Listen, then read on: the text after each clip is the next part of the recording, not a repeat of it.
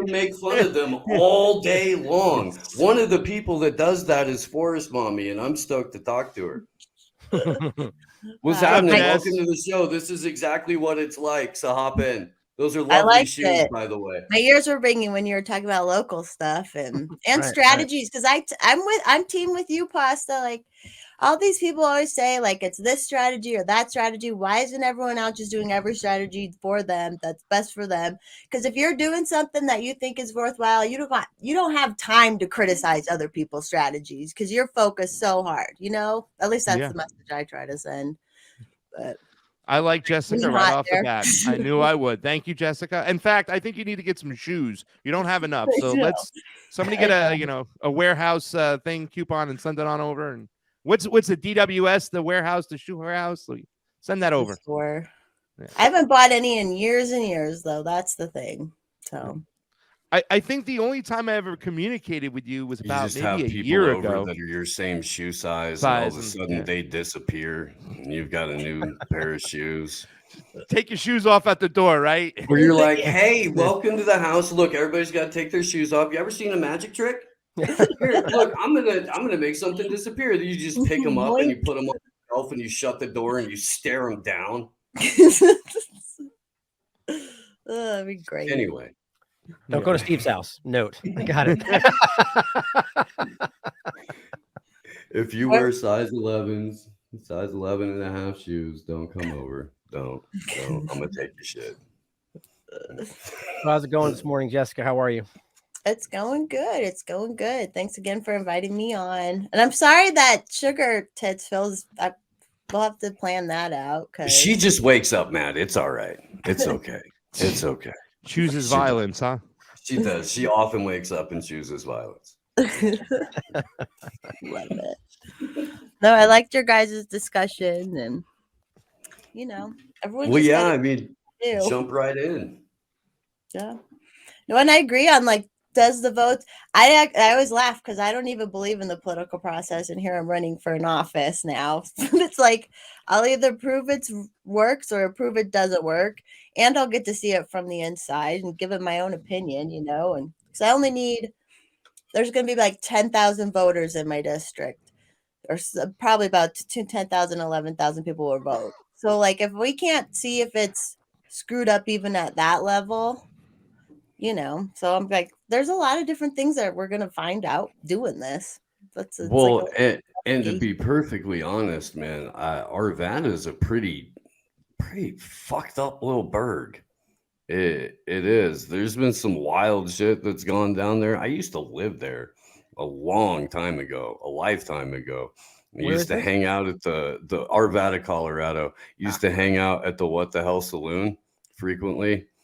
I don't even know if that place is still there. Probably not. This changed a lot. Biker trash freaking bar, Hell's Angels and Sons of Silence bar, and then also on football days, everybody blue collar and a bunch of Mexicans, everybody wearing Denver jerseys, shots of root beer if they scored.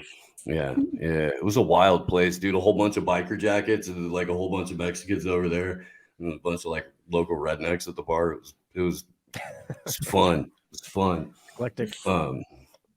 But no, Arvada's fucked up though. It is. I could understand why you would want to try to affect some change locally for sure. It's a wild just place. It all came together, and then the minute it happened and that journalist went after me, then I was like, okay, I guess this is meant to be. Kind of everything just, there was a catalyst in January that kind of set a lot of this off. And then, so yeah, I might as well. And trying to spread, I'm if I win or not, I'm going to spread my message and people are going to listen to me about they're worried about libertarian politics coming in too. The mayor gave a state of the city address this last week. And he was like, please, we need to keep, because it's a nonpartisan race, right? But it's so bipartisan. It's always. So right. Mm-hmm. Yeah. And so he's like, we need to keep Democrat and Republican, and now even libertarian politics. So I'm like, I made him have to like say something. So like, screw you. And I'm like, yeah, you should be worried about libertarian politics because it's like politics to protect the people from the government at the very least. So I don't know. I realized this week how I know this sounds crazy coming from me in front of a wall of shoes, but like they're so snobby. These people on these local city councils, like they're just so snobby, and they all know each other at the chamber. You know, it's all about who you know. And so like, that's not the average person. The average person isn't going to chamber events. The average person isn't doing that. Most of my constituents aren't showing up and doing that. So I'm going to like represent the normal person at the very least. That's it's funny. They're like the lowest rung of like the protectorate or, you know, whatever government body. But they still see themselves as better than you, you know, and that's how they always project it. Right. Yeah. Well, they're the chosen class, right? They're the chosen ones. They're the same type of people that are putting in these positions, especially on the city council levels. We saw this in Shama Swan in Seattle, where they spent millions of dollars against her on her seat running because they knew they had so much, you know, corporate interest that they wanted to get into play. But I mean, this is the thing I'm hoping for when you talk about a local seat, a local level. The local people can come together and demand another revote, maybe get it. I mean, it has happened in certain situations, and that's a lot more easier to control and to, you know, inject some form of transparency. I've seen when situations like in Arizona, where they were talking about with this new revote they wanted to do, they laid out the rules in which they wanted to have a revote, and that was the actual system, right? And this is something that I love about Arizona, because they've come up with solutions now on how to fix the election system by identifying what went wrong, and everything they put forth was a system which I've seen overseas that actually works and is transparent. So yes, no, they didn't get the system they wanted to, but they understand what they need to do to get where they need to get. And that's why the local part of it is important, right? Like vote in the local. We all agree with that, right? But I wanted to hear more on your side about, because I'm not familiar with your story, and maybe the people in the audience might not be. So would you tell us what you said? A journalist attacked you, and where are you running, and for what? I'm interested. Okay. So yes, my name is Jessica Fetsky, Forest Mommy online. I'm in Arvada, Colorado. I'm in the Mises Caucus of the Libertarian Party. We've been doing this huge push about running local, because that's our last hope, really, if you want to put energy towards it. No bad towards anyone who doesn't. Like, I definitely regretted some of it, even where I'm at. But so I filed to run about a month ago. They didn't have any idea I was going to run. The guy I'm up against now, he filed after me. He's been in city council 12 years already, is these types. They've been it, and now he turned out at large. So now he's going to try and get in the district. But they had no idea I was coming out of there. I posted on my wall. I filed my affidavit to run for District 4, City of Arvada, Colorado. And then within 12 hours of me posting that, this journalist who works for a 9 News out here, a news station, he took my picture. We've had like back and forth during COVID. You know, that was the best part about Twitter, is you could call these people out when they were doing wrong. You could call them out and they hated it, right? If you bested them, they hated it. So he posted this thing, and it said, it was my picture that I had blocked him. He had blocked me. So he was looking at my timeline so much. I know it's easy to do. And he's like, if you live in the city of Arvada, this is something you may take note. This she's this anti-vax girl who hates government is seeking to be in government, and she hates local journalists. And like, God. And then he posted like a couple other things trying to make me look bad. And then he posted my full affidavit. So it is public record, but the way he did it is technically doxing. And like because he had I didn't think it was going to be a big campaign, so I didn't get like a PO box or anything. And then so he posted my address, everything. He took that down right away.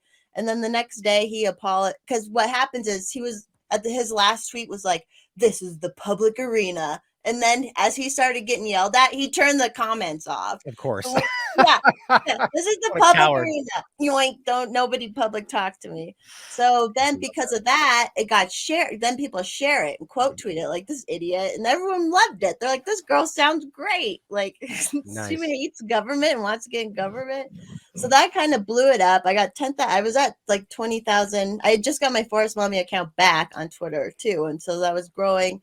Now I'm back, like I got 10,000 from that. I got all this, a lot more attention. I've been able to do speeches like with Kendra, Freya, Sandra Alley and stuff, and like blew me up. And now I'm like, okay, I guess that was my first 24 hours politics, was this dude like attacking me who's a professional, and he got proven wrong. He said it was because I had someone on my show who talked about his dad on Twitter. Like, it was just so bizarre. And his apology was like, you shouldn't have people on your show. A journalist is telling like someone you shouldn't have someone on there. It just was so bizarre. And you were like, buddy, I don't hate local journalists, plural. Yeah. It's kind of just you. Yeah. And you just proved me right. Like, you totally proved me right. Well, think about what that is.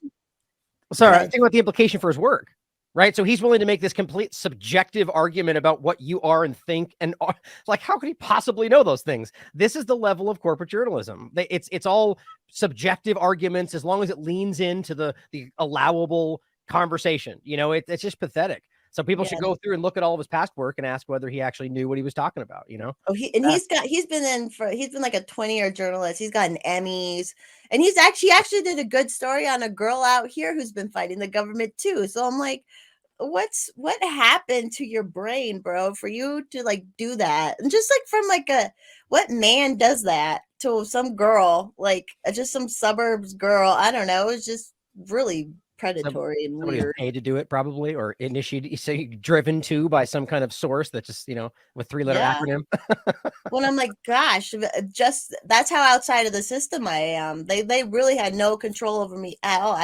Even the Libertarian Party can't control me. Like, I don't like the Libertarian Party can't control anybody, man. I was texting Reed Coverdale this morning about some shit that the New Hampshire Libertarian Twitter tweeted and stuff. I'm like, dude, what is with you guys and just going after socialism, like, you know, giving capitalism a tongue bath and just, Tucker's a socialist and whatnot. It's like, you know, it's to me, it's just signaling that you want to just push your system so hard down everybody's fucking throat, and you want them to accept capitalism no matter what, rather than having a conversation that, you know, hey, maybe we can meet somewhere in between. Maybe I gotta say, I'm here for the Comrade Tucker arc. I am. I'm here for it. I'm here for it. I did. He did. The last clip we played on the show yesterday was him eating the bug burger. Yep. What's happening? Telling futuristic Bobby Lee that if anybody could bring bugs to the world, it was him. Look, man, he's an interesting fella. He is. And I think that he's an entertaining fella. I think anyone who shows up to Sonny Barger's funeral in dress pants, it has got stones. You know, I mean, that's wild as fuck to me. I think that the inevitable upcoming interview with Joe Rogan will be significantly less interesting than what we would all want to see, which is like the Drink Champs, or, you know, something like the Legion of Skanks episode with Tucker Carlson, where they make him do dabs. Look, I'm just sure that we're not going to see Tucker reading Engels or talking about Trotsky or all that other shit. It's not going to happen. You know what I'm saying? The smearing and the name calling to me is just like, I want to see that though. I want to see Tucker in a sweater by a fireside. I think all of this argument about, like, even to the libertarian point, you know, look, I would argue a real libertarian, maybe you could back me up on this, Forrest, wouldn't be attacking somebody for their political beliefs, right? The whole point is, like, it's a strange dynamic where this is playing out where, you know, I don't think Tucker Carlson's a communist, but the point is that people make these arbitrary over-the-top arguments of the other side, and that's the two-party illusion, right? I mean, it's this breaking pushing people into their corners, right? Yeah, exactly. And I think Kim even made a great point about this on Twitter the other day, that it's like, and I'm like, almost to a degree that she's kind of taking the bait, where it feels like everyone on Twitter is radical and everything's happening. And my point is, it's like, well, I do think that's part of it, but likely a lot of bots and likely a lot of, you know, profiteering two-party individuals. And what it's designed to do is drive people either to the extreme sides or kind of act like, well, we lost already, so I'm going to give up, you know, and it's having an effect. But I think that only happens because enough people are doing what Forest Mommy is doing or what we're doing or what everyone's doing here and standing up and challenging the typical structure. So I think they're a little bit concerned. And I think that's why a lot of these agendas are coming out. I think it's ultimately a positive thing, but I don't trust Tucker Carlson personally. I think he does work, but yeah, go ahead. I was just going to say that since you were commenting about you think it's great what Jessica and Forest Mommy is doing, do you want to be called Jessica or Forest or Mommy? Or, yeah, sorry, I just I don't even know what to call it. Forest Mommy felt weird when I said No, I know it's funny because I've been meeting people in real life since 2020 off of Twitter, and like people still always call me Forest Mommy. Right. But I don't care. Once my name went more public, then it was I don't really care. Where are you at? What are you running for again? So there's 4 districts in Arvada, and Arvada is basically a western suburb of Denver. It's in between Golden. This is basically Coors country where we're living here. We're in Coors country, but it's a District 4. It's the western side of Arvada. And and there's another district seat up for election, and there's another Mises Caucus guy running in that district. So it'd be kind of cool if like we could both get in, be like half the city council is libertarian-minded people. But Jessica, you understand, right? Like, that this is a captured system, that the election system isn't fair, it's not transparent, and that you might be just, I don't know what analogy I could use. I was going to say pissing in the wind, but or I'll prove it's fault. Well, if I prove it works or I prove it doesn't work, I'm fine with either of those outcomes. Well, that was my question: is why run into a captured system? Because why not? I don't believe the federal can ever be controlled again. I don't believe we can ever, but I'm like, well, locally we saw what's been happening out here in Colorado, especially there's a book called The Blueprint. They came out and they took over Colorado politics, kind of like the more like Jared Polis Democrats, and who are not. Jared Polis is not a libertarian. If you ever see anyone say that, they're full of shit and being paid by DC people, because there's a lot of fake libertarians out there today for sure. Yeah, like I'm like, no, he's and Justin Amash said he was a libertarian. It was like everyone, even the Colorado Libertarian Party, we're just like, what are you talking about? But even Massey, to be quite honest, like he has a lot of Massey's given them props before too. I'm like, if you're in that system, in that position, I find it hard to believe, especially running as Democrat or Republican, that you can call yourself a libertarian. That seems kind of counterintuitive, but maybe it's changing. You're just DC snakes at that point, in my opinion. Like they all just have one. Even like that was kind of the old guard of the Libertarian Party during COVID and stuff. It's just all these people who they care about DC, they care about all this like, we have to please our masters stuff, and it's like, no, that's not what it's about. And so we're getting better. Like states getting better. Colorado Libertarian Party's doing fine, and like I said, they don't control me. We're still very individuals, and there's people. I've done some crazy stuff. They still accept me. So it's like.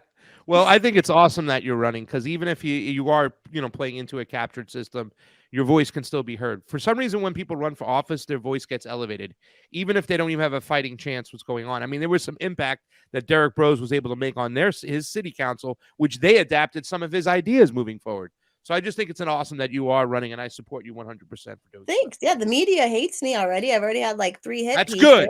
So it's like you're on the right track. And that's the whole thing with like, even for presidential 2024 Libertarian Party, if Dave Smith does run or whatever, it's like, we know he's not going to win. We know he's not going to get the vote, but he has a platform and he can get a message across, and it's about getting the message out. Like, well, let me ask you guys something, and this goes into the same conversation since it's kind of clearly kind of carried over. I think so. I find it hard to believe that we wouldn't have more people voting for a libertarian candidate with how many people identify as libertarian, how many people identify as independent, and how many people clearly on the record see the problem of the false paradigm. And yet still, and we've had people last run as libertarian right to the end, and yet we don't see it. Now, I don't buy that personally. I mean, I don't think libertarians are stupid enough, but that I shouldn't, who knows, people are varying levels of intelligence, but most people aren't stupid enough, I don't think, to buy into the lesser of two evils argument or most important election of our lifetime. It's the same mantra every time. So how do you guys make sense of that? Because I would argue we would have had more votes in a libertarian or alternate candidate at some point, if with what we see the numbers, Yeah, I don't have an answer for that either. What I hear most is, "Hey, well, we can't split the vote, or if you vote Right. you vote for Libertarian, you're voting for a Democrat," which is kind of funny in my race right now. The GOP all supports me, even though I'm kind of crazy. Like, we're all buds, so like they're not gonna run someone because it would kind of split the vote and make the Democrat That's win. So it's kind interesting. of like the opposite. It's kind of fun out here. Everything's just That's crazy and wild. It's kind of fun. Out in the cold for leftist libertarians like myself over here. But I mean, here's the thing, because the system is captured, but the cheating only exists on a how can I frame this? On enough to get you over the top kind of level. In other words, they still have to do everything they have to do. They still have to push the propaganda. They still have to get their minions to go and vote. They just have enough cheating mechanisms to get them over the top. That's why I think, though, even though we've had this captured system, we have a lot more libertarian voices out there. Libertarians are the third party. They are the only ones to get on the debate stage. Why? Because they have found some success and gotten votes in last elections. That's why.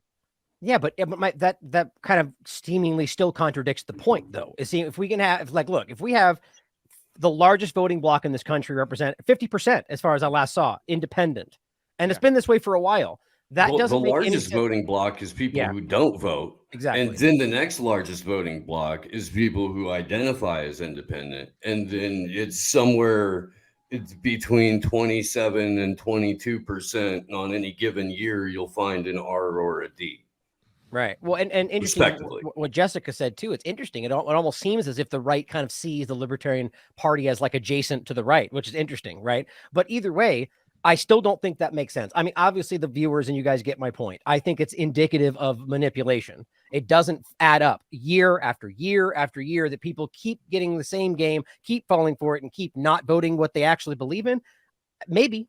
I just don't buy it. I feel there's a lot of examples like that. That's a subjective, observational one, but you combine that with all the evidence federally, and I think it's pretty clear it's being manipulated. But I still would never, like from Jessica's perspective, try it, go for it, right? I mean, I think the local is the only place we're going to make any difference, and I think that you can effectively build out, like Pasta's saying, change the local and build out from the bottom up, and you can affect change that way. But I think in the moment, the voting for the larger stuff just doesn't really translate. Again, same point, but I think that's interesting because libertarians, it's growing. And I'm going to be very vocal and open about it all too. Like, because I have the platform. So I'm like, good. I'm going to show everything, all these, like, that's because I'm like pretend I'm dumb. Like, I'm dumb getting into the system. So like, they have to teach me everything. And like, I am one of their constituents, basically. Like, I am, that's how the normal person is. They don't know this shit.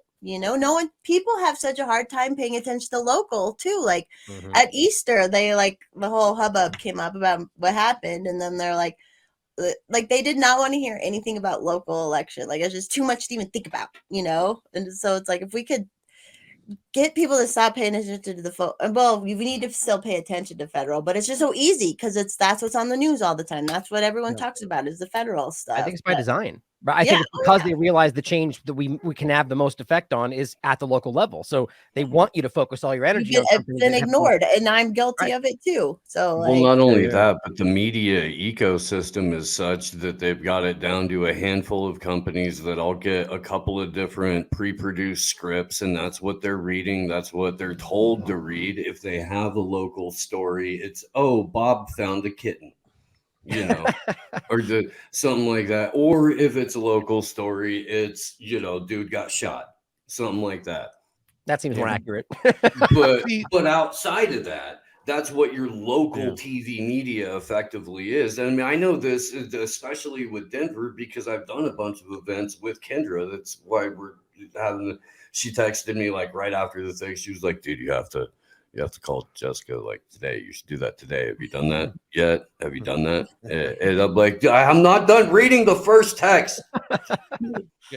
Why haven't you done that? I haven't even gotten to that part. But I mean, specifically with Denver media and 9 News, as a matter of fact, double fuck them. Okay. Double fuck them. They're Tegna, or they were a Tegna station, which is even more evil. What is that? So there's a like umbrella company called you know how like you've seen the videos of them all saying the same thing. So there's umbrella companies. There's one called Tegna owns like 60 stations across the country. And funny enough, do you know who's on the board for Tegna? A bunch of ex-Pfizer executives, which is just so bizarre. And they control 60 stations across the country. And it's just like, oh, that's not nefarious at all. I do wonder because we've been pointing that shit out too, doing deep dives on 9 News. And it's like maybe he did get told to do it. Who knows? Like, I bet you'd find something similar on even the smallest local channels everywhere you look today. Oh, yeah. And maybe on Pfizer. It's all conglomerated. Yeah. And, but we've created this own ecosystem, right? Outside of it. I mean, we're trying to fight against it, you know. I think we're winning. I really do. I love that. You know, it's hard to deny the fact that they're starting to look at us and take their beats or their rhythms from what we're saying, what we're talking about, that it's finally caught up to them. But just going back really briefly to what Jessica is doing, when Jessica runs, when she's done with her election, there'll be a blueprint in which election integrity activists can look at and go, okay, Jessica, this is the area of concern. This is the area in which you got cheated. It's the mail-in system. See how you're getting with in-person voting? You're getting 4, 5, 6% more than you would if it was a mail-in voting. We can look at these things. We can look at these blueprints. And this is what I hope. You know, when I was in Nevada and I was talking to people in the, what county is that? Clark County, Nevada, the Mises Caucus, not Mises, they were Mises Caucus guys, but the Clark County, Nevada Libertarian Party. I was talking to them, hey man, I'd like to work with some of your candidates and looking at their elections, looking at the voting system so that we can pinpoint the areas in which we've been cheated and we can highlight that and talk about that until they change that. So, I mean, that's what I hope for and that's why I say create a paper trail. And I think Forrest Mommy will have that when she is done. She'll be able to look at the numbers, just look at the data, and see the areas in which they are cheating. And as long as we're continuing to highlight that, that's the quickest way to get some change. You know what I'd love to see, Pasta. You know, what'd be neat is if you, which it sounds like you're already going to be doing, keep an eye on what her run and we should break it down. Like, you know, especially if you do feel like there's cheating, it'd be a cool little focus to be able to like break it down in real time and prove that. You know, and it's like I said, it'd only be like 11,000 votes, so it's not like that'd be interesting. You know? Nobody catches anybody cheating. The math catches people. I can tell you in Arizona and Maricopa County, the cheating came from mail-in ballots that were sent in Republican districts and Republican strongholds. In other words, that's where they dropped the ballots off to cheat at, is they stuffed the ballots in Republican districts. And that's where they put a lot, and it was all mail-in, and we had that evidence. We saw that in Arizona, Maricopa County, where the majority of the votes are coming from, that you had the 30% of Republicans, of Republican voters voted, this is early voting now, 30% of the Republicans voted Republican, 30% of the Democrats voted Democratic, but out of the independent votes, almost 75% of those independent votes went to Carrie Lake. Not to Carrie Lake, excuse me, what's her name? Katie Hobbs. So we knew right there, we knew exactly where the cheating came from. We saw it and we could highlight it like, okay, this is where it's coming from. It's coming from these early votes in these Republican districts where independent people registered as independent. You want us to believe that 4 out of every 5 independent voter voted for Katie Hobbs? No, we know where it's at. Yeah, I'd like to see exactly.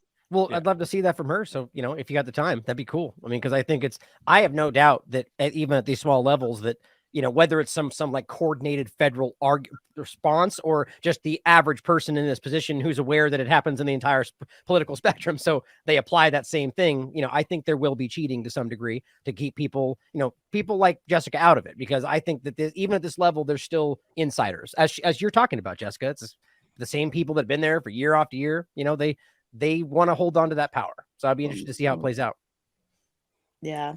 The guy I'm running against called me disruptive too. And I'm like, exactly. This is encouragement to me. They've done nothing but encourage me this whole time. Even though they're trying to make me look bad, I'm like, you're just encouraging me. I mean, they don't just wait. There are a lot of people that still haven't figured out how the internet works.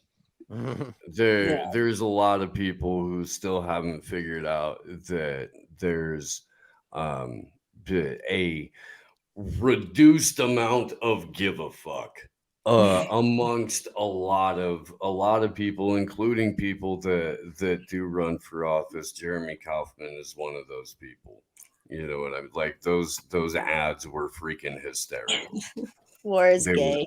were absolutely hysterical. And here's the thing.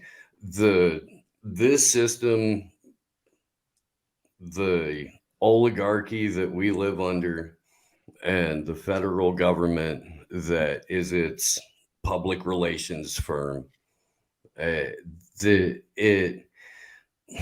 hates it truly hates being mocked.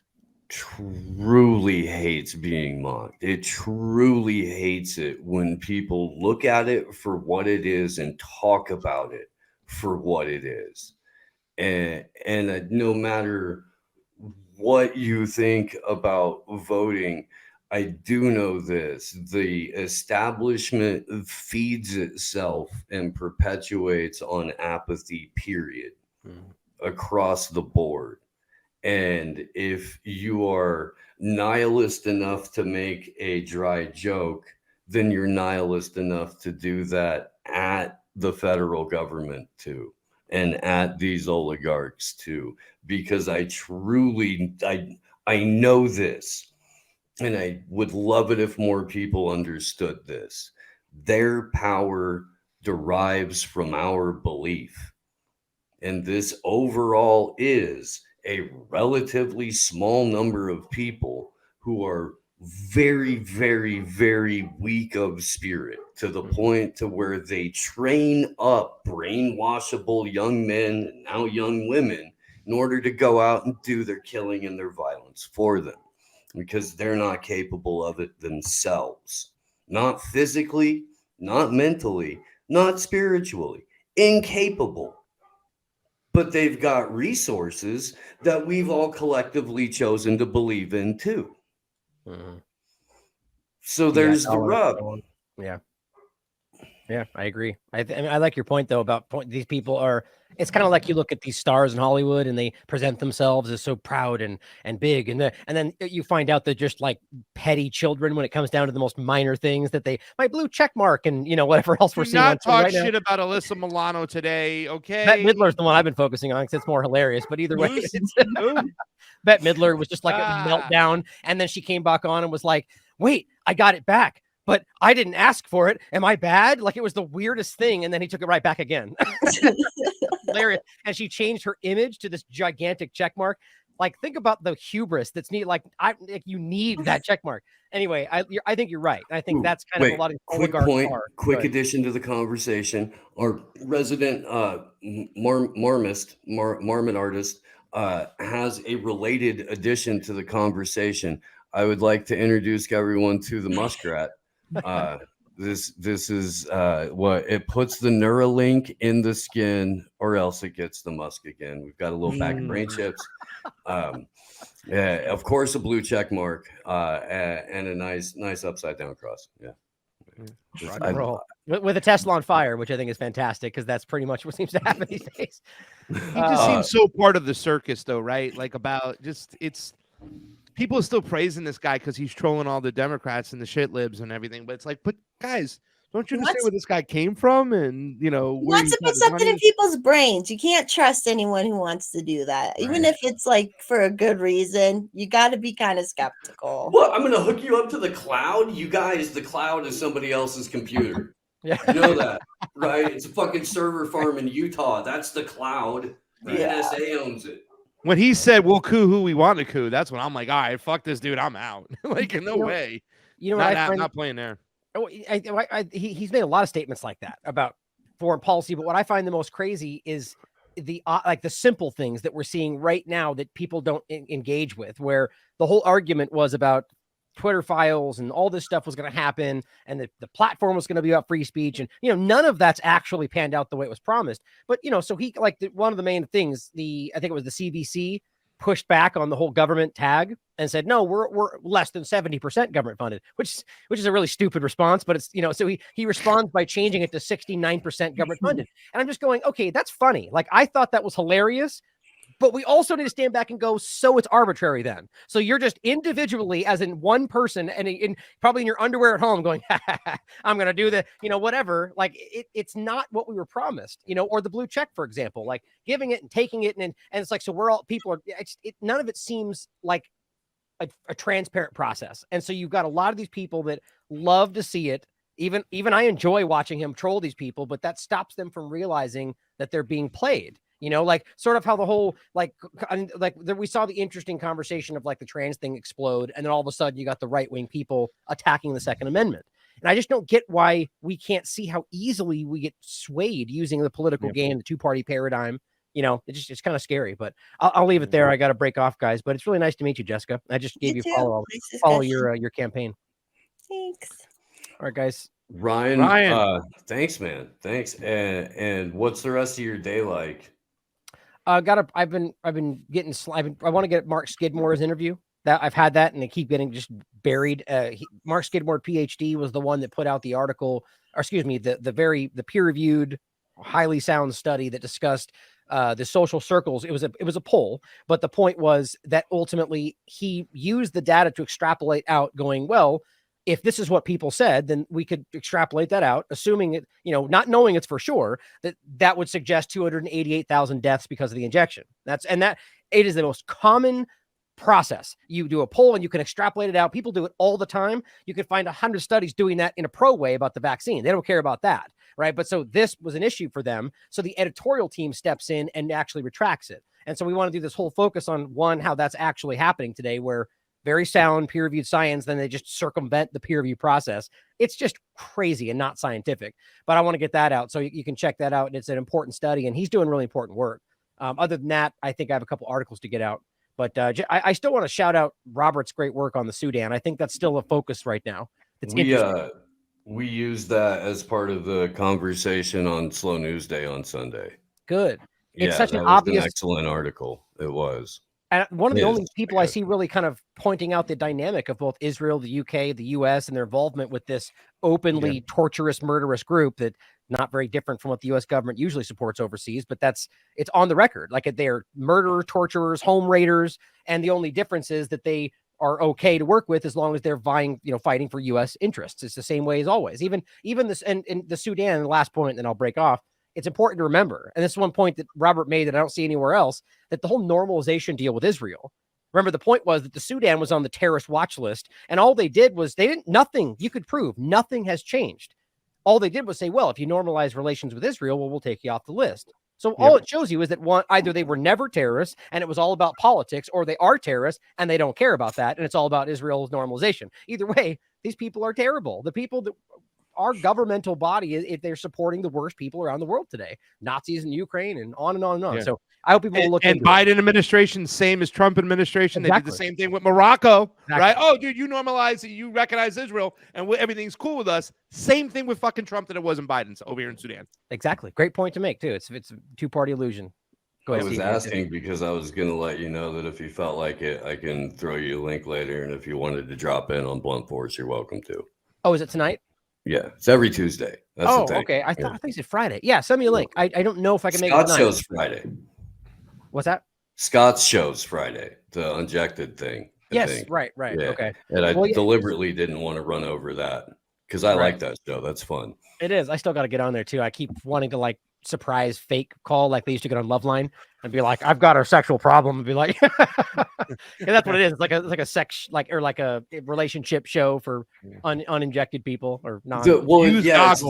It's the people who created the Unjected app.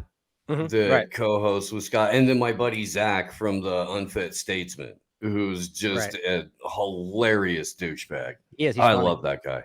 And now Peter McCullough actually has backed the with the wellness center, like the other things they're building onto, as well as the platform. So it's getting some good attention. It's good stuff. Yeah, it is. They got like job finders and all kinds of cool things. Well, Ryan, thanks again as always, brother. We'll see you soon. We'll see you next week. TheLastAmericanVagabond.com for all your Last American Vagabond needs. Peace, guys. Later, Ryan. Heck yeah. That's what the first half of Tuesdays, normally like on the show, Jessica. It's a lot of fun. I like it. It's good discussion. And you just drop by anytime you want. It's like I did. I explained this to you, I think, when we were on the phone the other day. Like, once you've been on, you're a friend of the show. If you got some shit to talk, you hit us up and we'll throw a link and you can pop in and talk some shit. I like it. That's how it is over at the Forest Mommy universe too. Like, people it just kind of makes like a little streaming community. Isn't it funny? Like, y'all send your friends and you keep popping in at each other's shows and stuff. I love it. The mommy verse. The mommy verse, yeah, the FMU. The FMU. I'm down for it. The thing is that we're all kind of battling people that have created a culture that is driving people into sort of digital prison they want to be in. So really the only way that you can combat that is if you create a different culture, or at least like support a different one that, already exists. And like you said, they notice us. They're noticing us. Like, it's such a white pill. And my friend showed up in the Twitter files. Like, oh my God, they noticed like just little old us. It makes me feel good. If you read the SPARS documents for that simulated exercise, there's a whole big section on independent media. And if you look at the way that legacy, corporate, established, whatever media you want to call it, operates now, they're reacting to, and part of their storytelling is opening with combating what's happening in this space. It used to be YouTube's just for cat videos. And then it was YouTube's just for crazy conspiracy theorists. And then it was, we're all on YouTube because we got rid of everybody else, and now this is going on. This is being reported. Here's our reporting on what's being reported. And what's being reported is originating from this space. So yes, we are winning in terms of that. We've now, become the catalyst for the conversation. Whether or not it's being spun completely into, upside down land as part of the propaganda, what the fuck ever. That's their job. That's what they exist to do. They exist to take reality, twist it, lie to you, and sell you a product made by people that want to kill you. That's their function. Speaking of that, did you see the Ray Epps thing on 60 Minutes? Yeah. So I put it on the fucking thumbnail yesterday, and Tim Hinchcliffe was a fantastic journalist. We spent the whole fucking 3 hours. Did not mention it once. Would love to talk about it a little bit. Let's do it. It might be one little point I learned right before we hop in. So Ray Epps' wife, guess where she worked for like 30 years? A little company called Dominion, if you've ever heard of it. I've heard of them. It's just all anyway. Yep. There was people trying to blame the whole Tucker thing on Dominion, right? Like they were trying to say it's the Dominion thing. That's what they pressured, Robert Ailes, and is that what Robert Ailes? He's dead. Rupert Murdoch to do and get rid of him for. And then there's people saying it was his coverage on January 6th, or I don't know.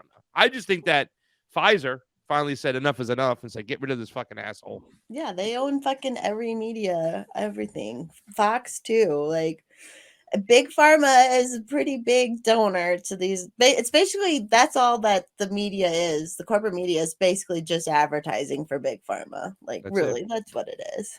Yeah. Agreed. What's with the Ray Epps thing, guys? Go ahead. So they had him on 60 Minutes, and I'm trying to find. They really did. I saw our favorite congressman. What's it? Well, he's not a congressman anymore. Is it Kevin Kinzinger, or what's his name?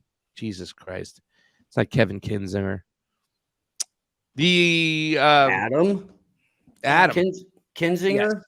Thank you. The little Kinzinger, yes. The guy who changed like his whole fucking life to be Matthew Van Dyke's NAFO bitch.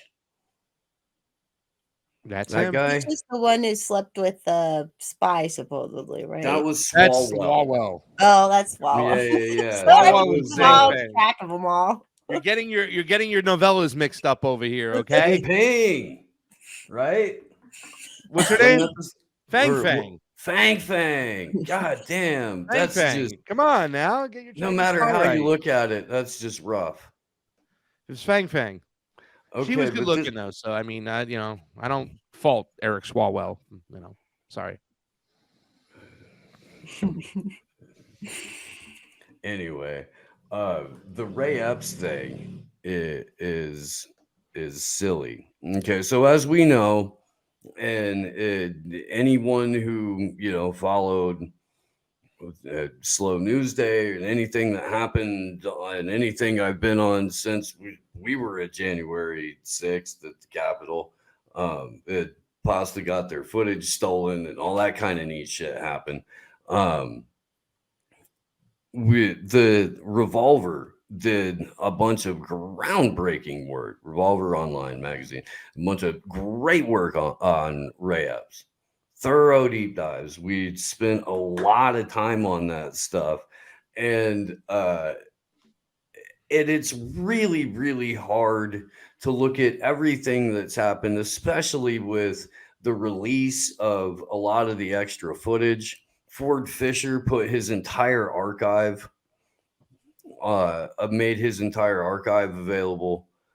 He found like a couple whole ass extra memory sticks full of footage. I mean, it's undeniable that this dude is part of a coordinated operation. So the way that you get people to stop thinking that is you invite that guy on 60 Minutes so that they can all tell everyone in unison, this man is not a federal agent. There's an old saying, Steve, never let the truth get in the way of a good bullshit story. I have a book with that title. I do, like right over there. I have to mail that back to the fellow. They're so committed to their fucking lies. It's so bad. It's so bad. All right, it's so obvious. And I don't know if you're gonna play the whole clip. But at one point, he says something. It was just a conservative media conspiracy that he works for the FBI. Like, it's so bad. It's just, ugh. Honestly, I'm not even sure which one this is. That Matt Baker had it up the other day. The police aren't the enemy. Epps pulled this agitated rioter aside and said something. Conspiracists say he was giving marching orders because seconds later, this happened. You can remember, what exactly did you say to him? Dude, we're not here for that.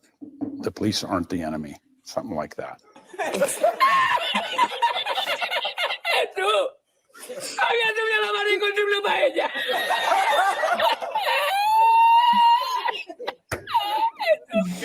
Tomorrow, we need to go into the Capitol. Into the Capitol. What? No! ¡Hay que hacerse ahora con los dos sacos de arroz! ¡Ay, llama para Sevilla! ¡Llama a Sevilla que traigo un país!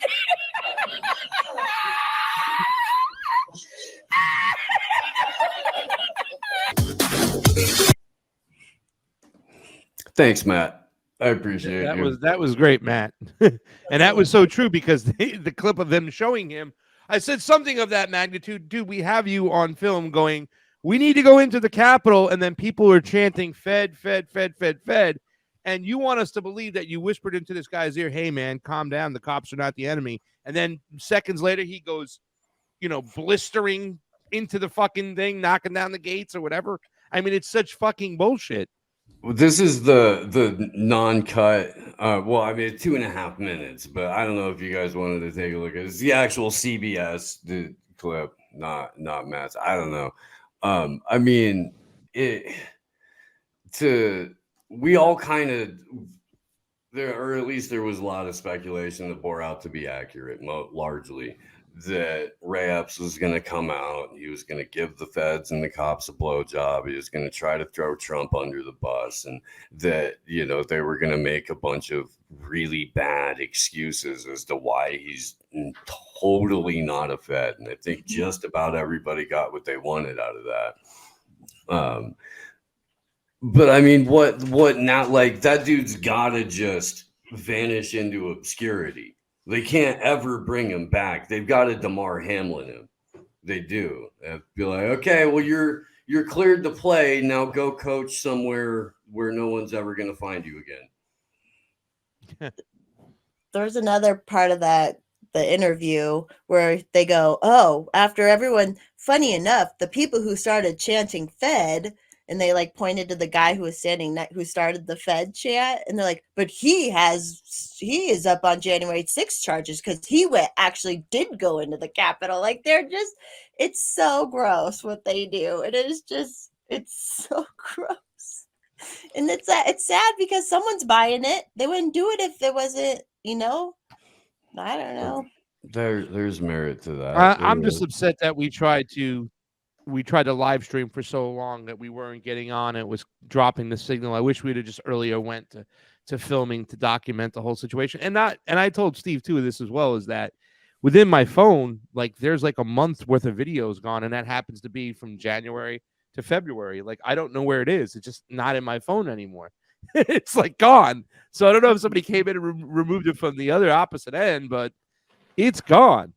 And I mean, yeah, we're going to look down at this day years down the road and say, what was this day all about? This can be written about history books. And I know they're going to try to, steer this in a way. This was the insurrection.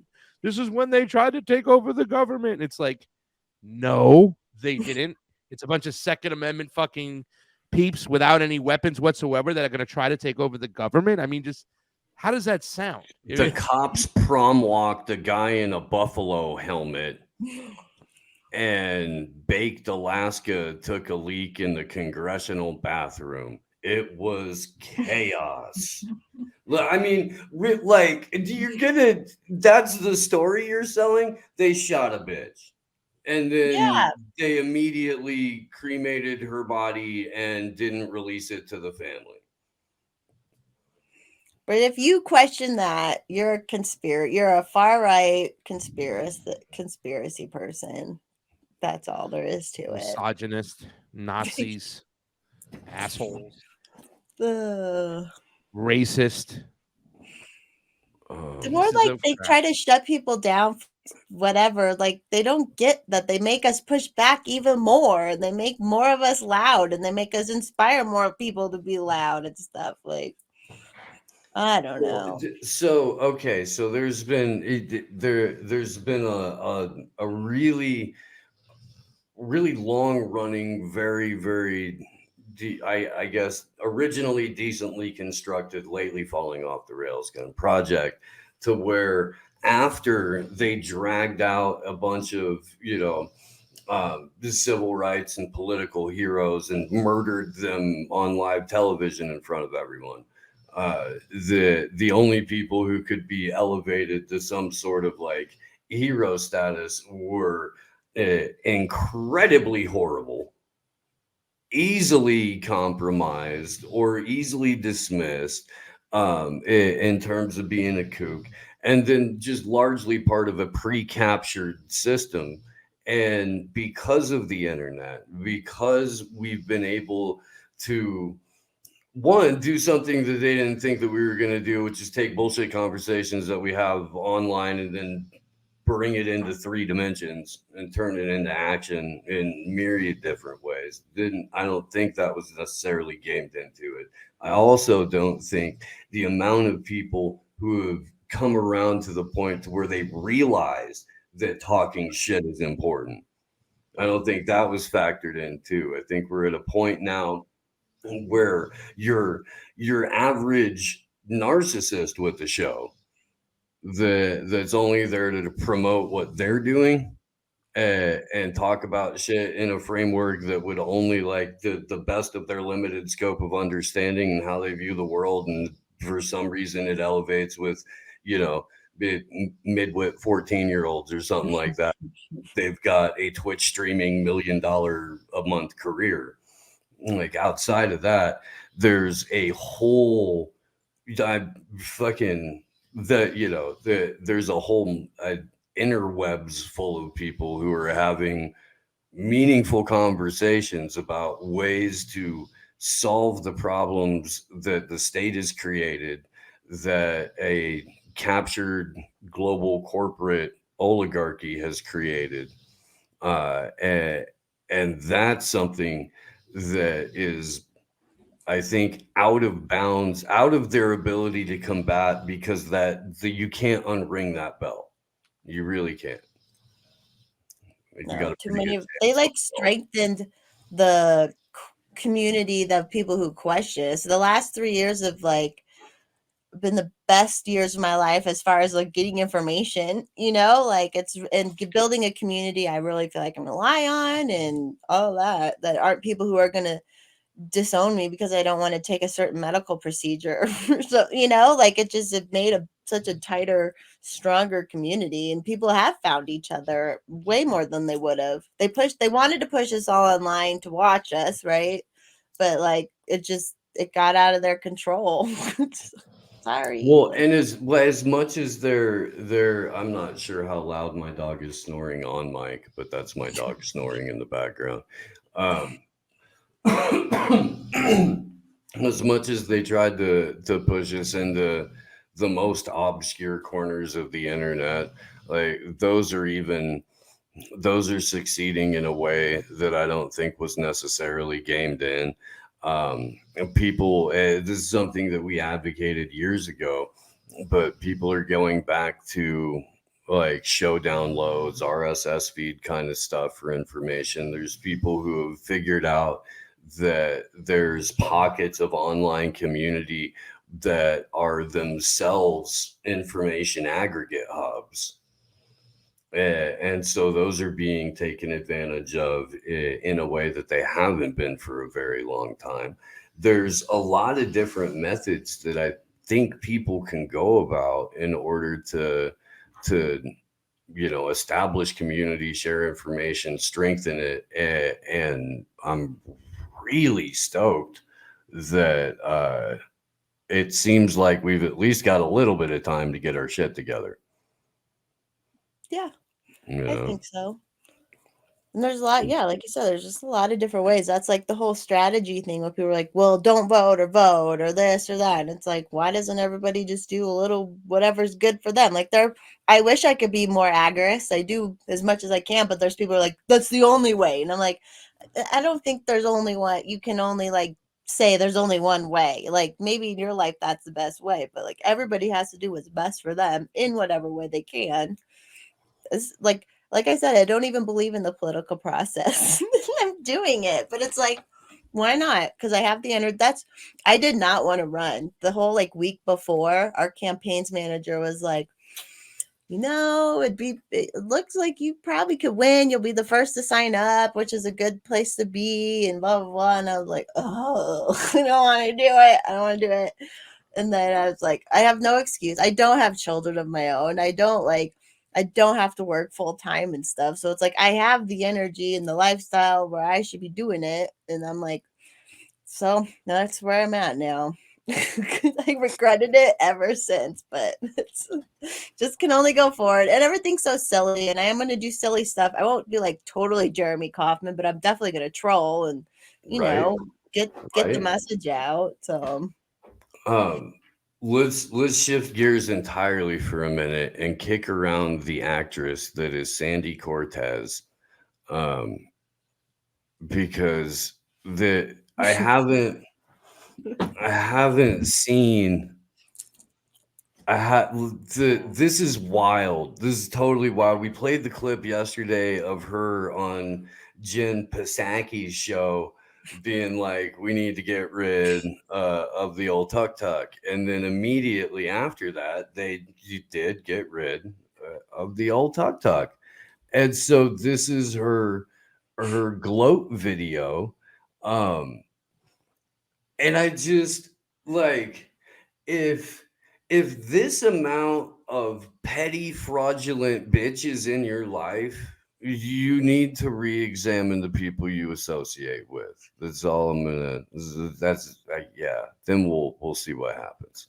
Tucker Carlson is out at Fox News couldn't have happened to a better guy. What I will say, though, is while I'm very glad that the person that was arguably responsible for some of the largest, driving some of the most amounts of death threats and violent threats, not just to my office, but to plenty of people across the country. I also kind of feel like I'm like waiting for the cutscene at the end of a Marvel movie after all the credits have rolled. And then you see like the villain's like hand reemerge out to grip over like the end of a building or something. But deplatforming works, and it is important. And there you go. Good things can happen. Barf. Barf. Okay, in the first place, that's a sitting member of Congress.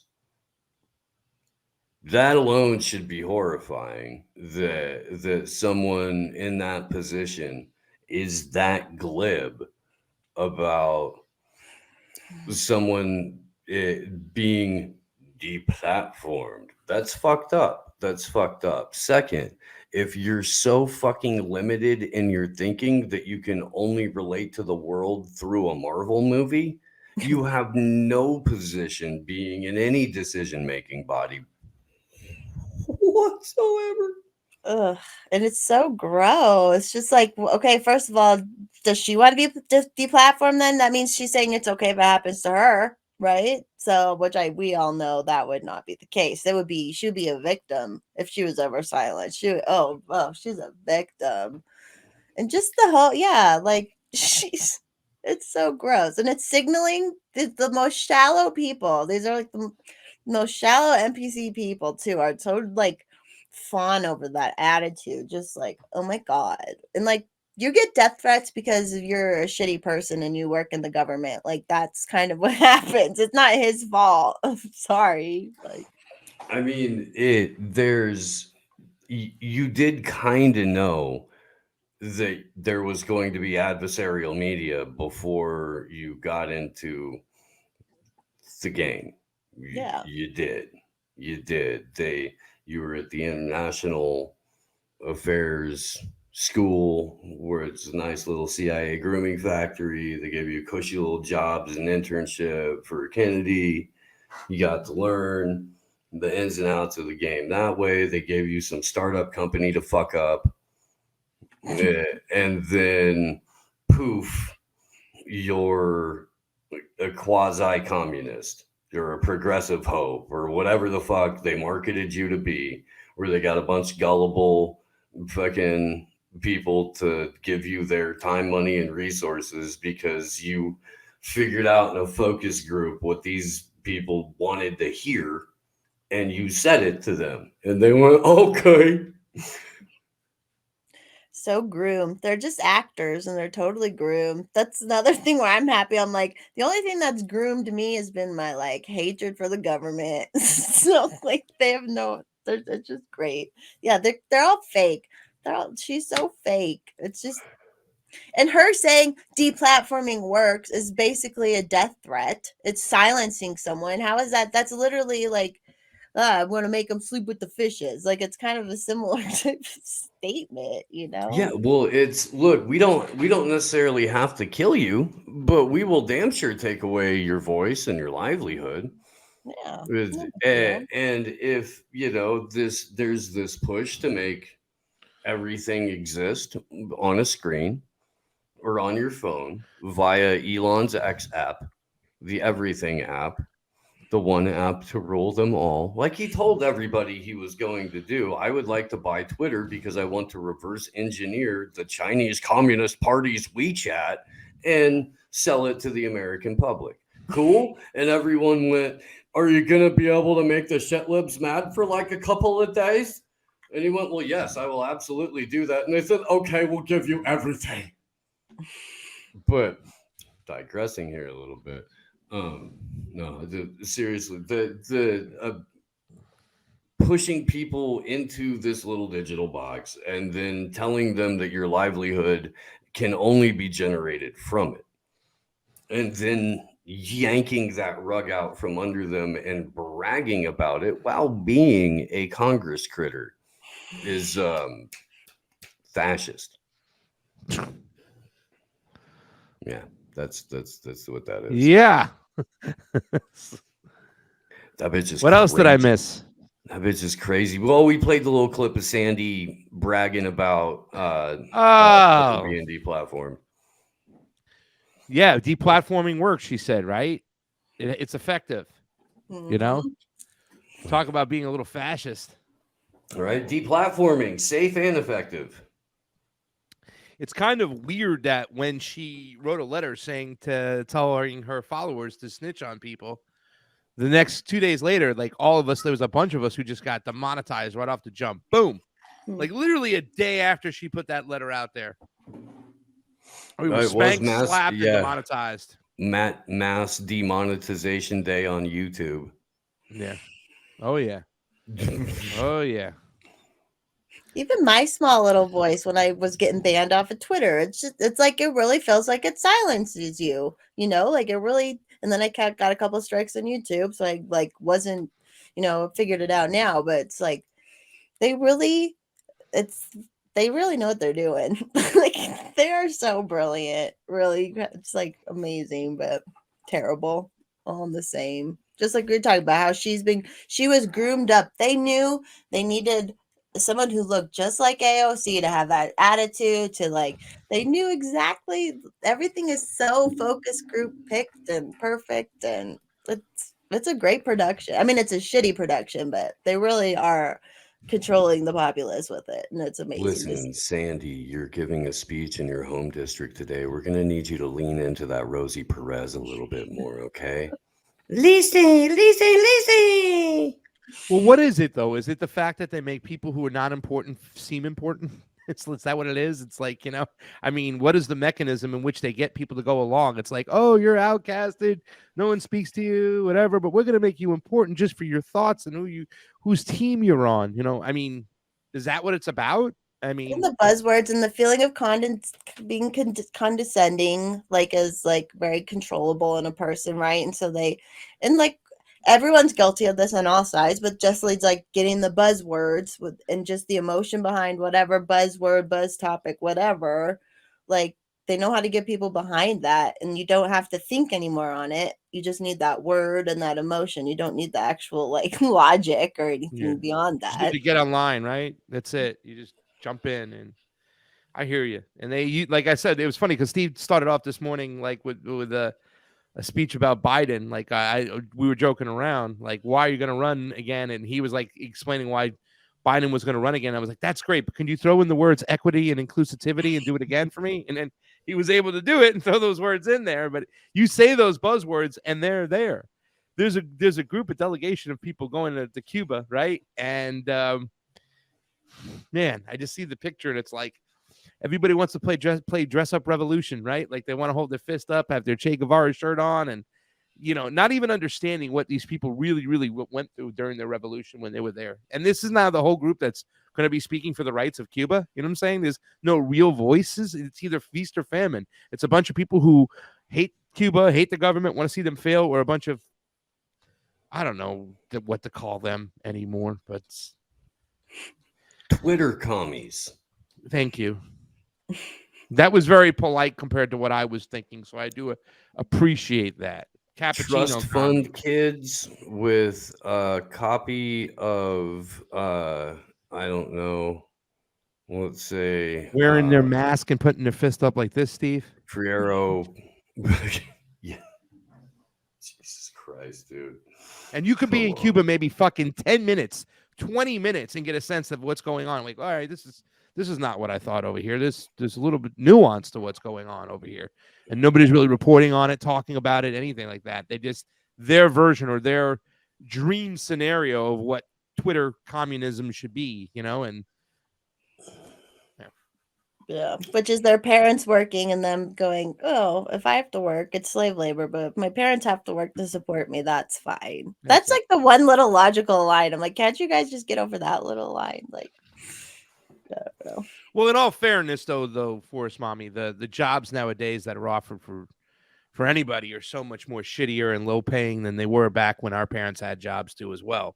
I don't want us to lose track of that. In fact, I thought that a lot of my ancestors were given too much money for some of the shitty jobs they did. You know what I'm saying? It's like you were able to buy I homes. was on my own at 17. I worked shitty jobs in my old 20s, and I didn't go to college because I didn't want the debt. Somehow I was smart enough to know about the debt situation, even though I didn't go, and I was broke all my 20s working shit jobs but I learned how to do bookkeeping, and I don't know, there's still like, that is shitty. The whole economy is just shitty, right? Like I was right, but I'm an older millennial, so I was right when the economy, right before I was 708. I was on my own in like 03. So I got a couple years still where like rent was a little affordable, where I could work for $12.50 an hour and afford some rent, and then that changed real quick. But it does suck. Yeah, everything's crappy now. You can't even work like part-time. I've been like, for a while I like doing what I have my real estate broker's license, but I'm not like, I don't push. I'm like, I just have it for when friends and family want to come to me, because I hate advertising and pushing and shit. So I was like, I want to kind of do a little like part-time job at a restaurant, just like 3 shifts a week. And they're like, no, you have to do like 6 shifts a week. No. And I'm like, this used to be like the kind of job you could do just a little bit for a little, but they're like, you have to like do so. And I'm like, that's not what the point of this kind of job is, No, Dan, you're absolutely correct on that. That it's, you either have to develop your own set of skills or multiple sets of skills, offer them out in whatever way you can. And if that doesn't work, develop new sets of skills. Or you're kind of like dependent on a system that, again, wants to kill you. Yeah. And that, so you're going to do whatever that system asks of you, because that's where all of your ability to survive comes from. So whatever integrity you had going into it, you have to compromise. Whatever morality you had going into it, or worldview, or whatever, all of that has to then shift to fit the continued perpetuation of that system, because again, that's where your survival comes from. And until you can figure out ways to extricate yourself from that, it's always going to continue. True. Apparently a small dog walked by. Aw. Coffee's going off. You won, dog. Good girl. You told him. You did. She's still telling him. I don't know. I think I might be popping off here soon. I got to work on I have to actually do all this campaigning stuff now. It's like, what do you have in store for you? What is your plan of attack?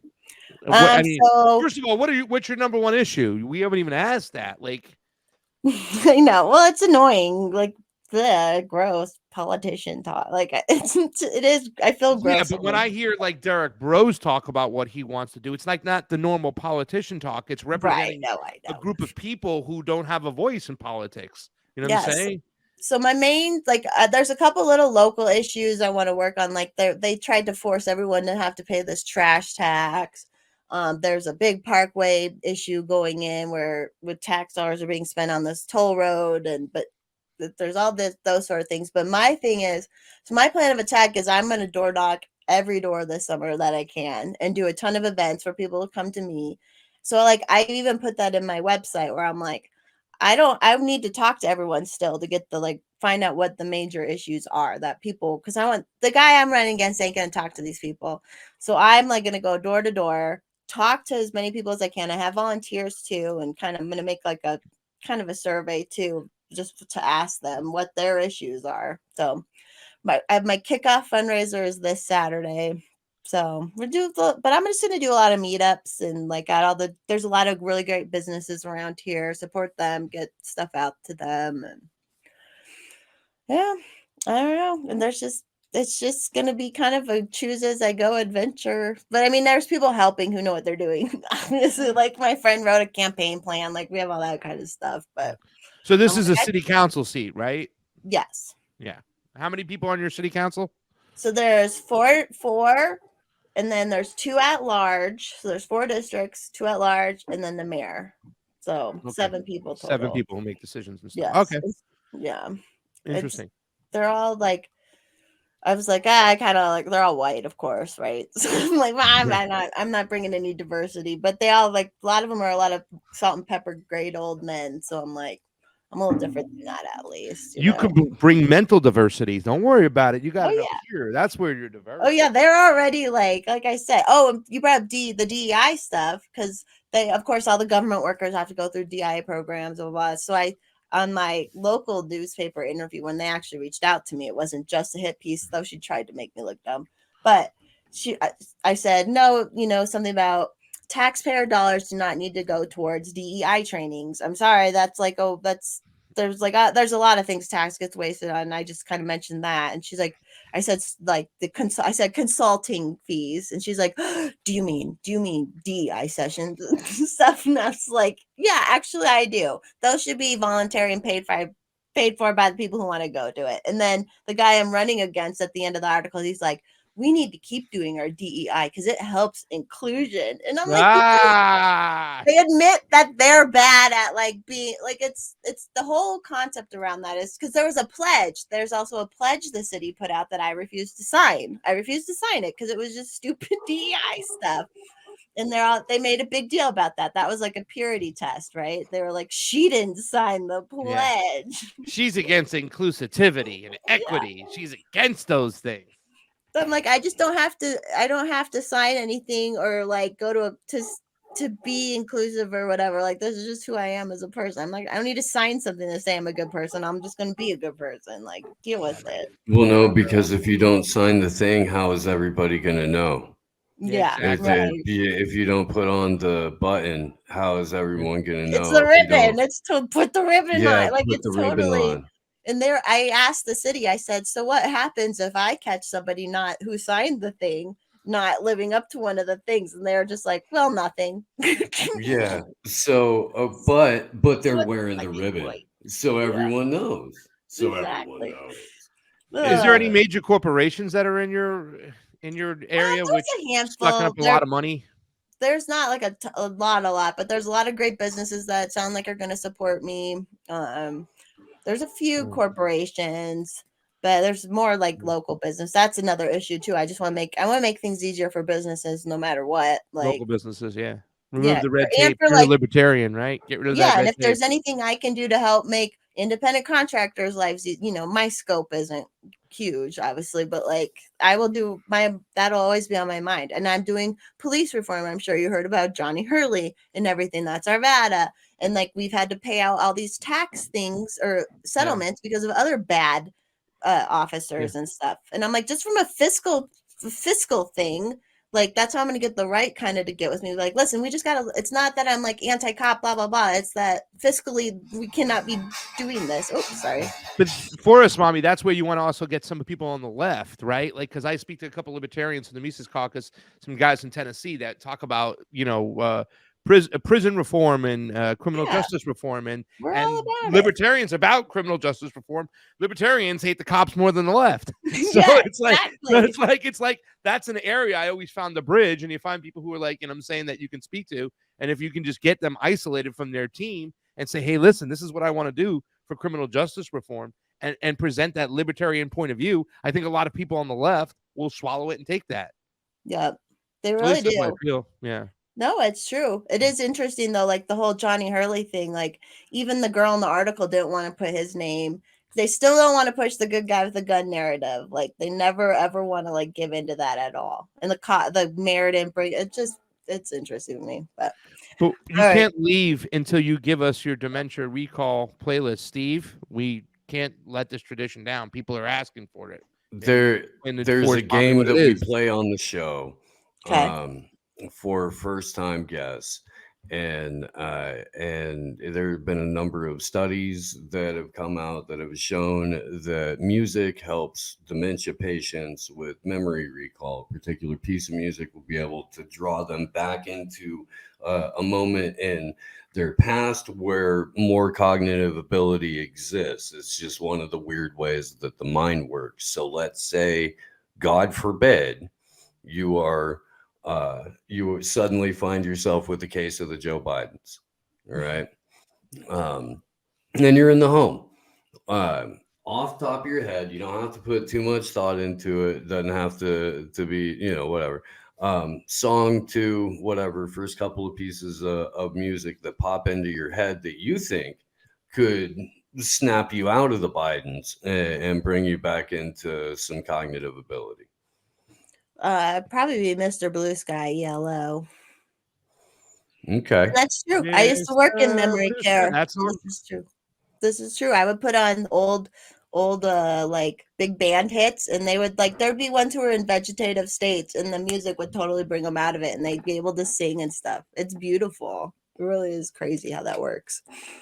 Mr. Blue Sky. I know that song. Who sings it? Yellow. That's it's it. like from the classic rock. That one? Yeah. Let's see, because Mr. Night creeping up. Yeah. I won't sing. All right. Thank you guys so much for having me on. This was fun. Yeah. Well, and now you know how it force works. So if you want to pop back in and talk some shit, anytime. And let people know where they can keep up with you and all that kind of good stuff before you dip out. At Forest Mommy and Twitter, I have a link tree, Forest Mommy, and then my campaign website, which I've been adding to because everyone's like, it's too empty. And I was like, all right, I'm not going to fill it full of fluff. I'm not a fake fluff person. It's going to come as it goes. So it's getting better now. And then so that's jessicafensky.com. Thanks. Word. Well, cool. And then I'll give you a call this soonish. We'll set up the thing for Blunt Force. Yeah, perfect. That'll be fun. Cool. All right. Bye, Forest Mommy. Bye. It was fun chatting. Thanks for coming on.